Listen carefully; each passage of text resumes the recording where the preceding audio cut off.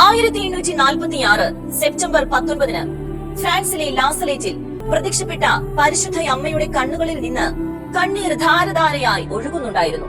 അമ്മ പറഞ്ഞു, ഞാൻ ലോകത്തിനു വേണ്ടി അവിരാമം പ്രാർത്ഥിച്ചുകൊണ്ടിരിക്കുന്നു. കർത്താവിന്റെ ദിവസം പരിശുദ്ധമായി ആചരിക്കണമെന്ന കൽപ്പന നിങ്ങൾ ലംഘിക്കുന്നു. നിങ്ങൾ ഞായറാഴ്ചയും ജോലി ചെയ്യുന്നു. പലരും ദൈവാലയങ്ങളിൽ വരുന്നത് ദൈവത്തെ നിന്ദിക്കാനും കുറ്റവിധി നടത്താനുമത്രേ. അനേകർ വിശ്വാസം ഉപേക്ഷിക്കും, ഭൗതികതയുടെ പിടിയിലാകും.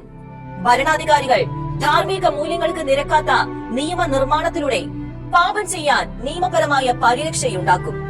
സ്വന്തം ഇഷ്ടപ്രകാരമുള്ള ജീവിതത്തെ ന്യായീകരിക്കുന്ന പുത്തൻ സിദ്ധാന്തങ്ങൾ പ്രചരിക്കും. ജനങ്ങൾക്ക് വിനോദത്തിൽ മാത്രമാകും താല്പര്യം. പാപകരമായ വിനോദങ്ങൾ എങ്ങും പ്രചരിക്കും. സാത്താൻ ശക്തി പ്രാപിക്കും. പിശാചിന് വേണ്ടിയുള്ള ആരാധന കേന്ദ്രങ്ങൾ പോലും ഉണ്ടാകും. വൈദികർക്കിടയിൽ വലിയ ജീർണത സംഭവിക്കും. മലകളെയും നഗരങ്ങളെയും വിഴുങ്ങുന്ന ഭയാനക ഭൂകമ്പങ്ങൾ ഉണ്ടാകും. സഭ അപമാനിതയാകും. ആശയക്കുഴപ്പങ്ങൾ ഉടലെടുക്കും. ലോകത്തിൽ വിനാശകരമായ ദുരന്തങ്ങൾ ഉണ്ടാകും. ആ നാളുകളിൽ ഭൂവാസികൾക്ക് ദുരിതം, യുദ്ധങ്ങളും ക്ഷാമങ്ങളും പകർച്ചവ്യാധികളും ഉണ്ടാകും. ചുറ്റും കണ്ണോടിക്കുക.